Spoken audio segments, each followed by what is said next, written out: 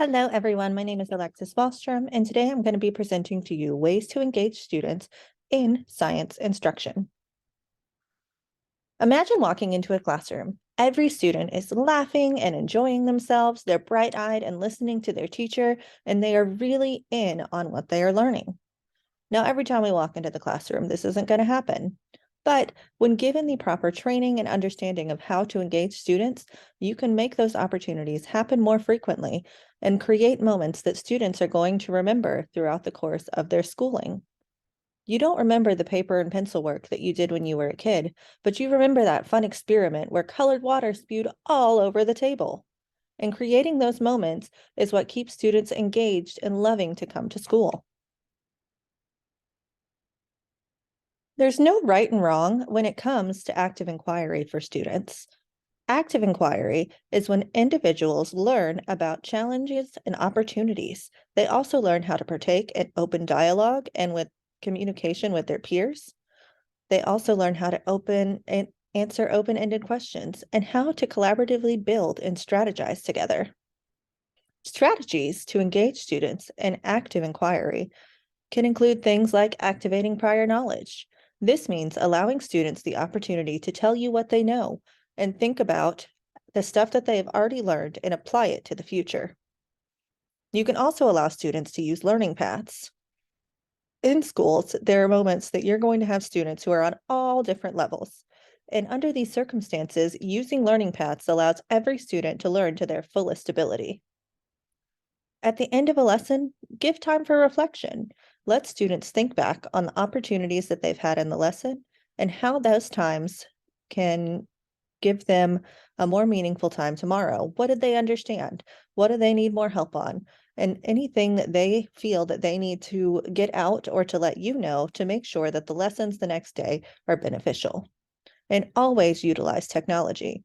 With the growth of technology, there are so many moments that you can find different activities for students to do that support differentiation, that support engagement, and that can really just give students another view of the content that you are learning. Collaborative classrooms is when students learn to work together and grow. And having a collaborative classroom allows you to set structures in place for students to understand how to work together, to grow as a group, to grow in pairs, and to grow into the young adults that they will become. First off, when you're working in a collaborative classroom, it's important to make sure that you have rules set for talking and sharing. Making sure that every student is heard in the collaborative setting is very important. You don't want any student to feel as though they cannot speak up or they are being left out. Throughout the year, make sure that you create and utilize multiple groups. This gives students the opportunity to work with multiple students across multiple areas throughout the school year. Always set clear expectations. The expectations in the classroom are normally set at the start of the year. This is no different than when you are setting your collaborative classroom settings.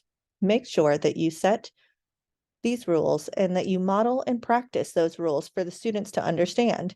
The more students work in collaborative groups, the more they'll be able to meet those expectations and make sure that they are able to understand their roles in each group.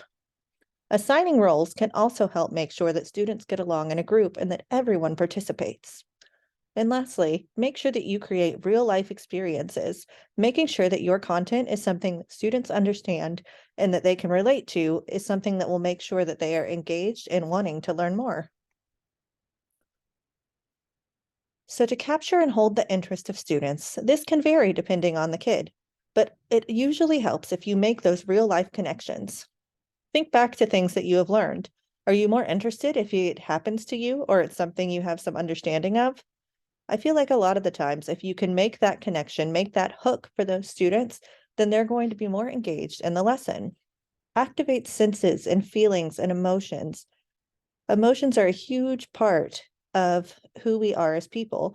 So finding ways to make sure that you feel things when you are learning, whether it's good or bad, and make sure that your lessons are memorable. Always create moments to laugh and play and really just enjoy being in the classroom.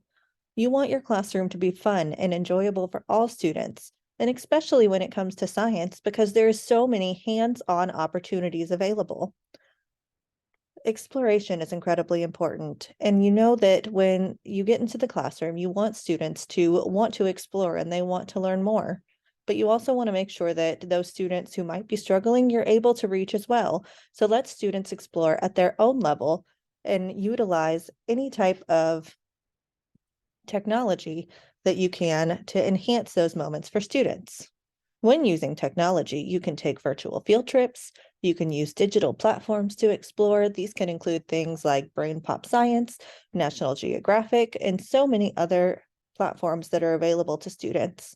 Depending on your districts, this can vary, but a lot of the times, if you reach out with something that you think is beneficial, you can get approval to use them.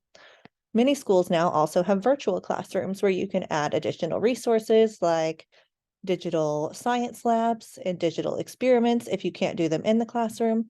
And you can also watch videos of these experiments or lessons or things like that to make sure that students are feeling engaged and excited. Technology is something that most of our students now have grown up with their entire lives.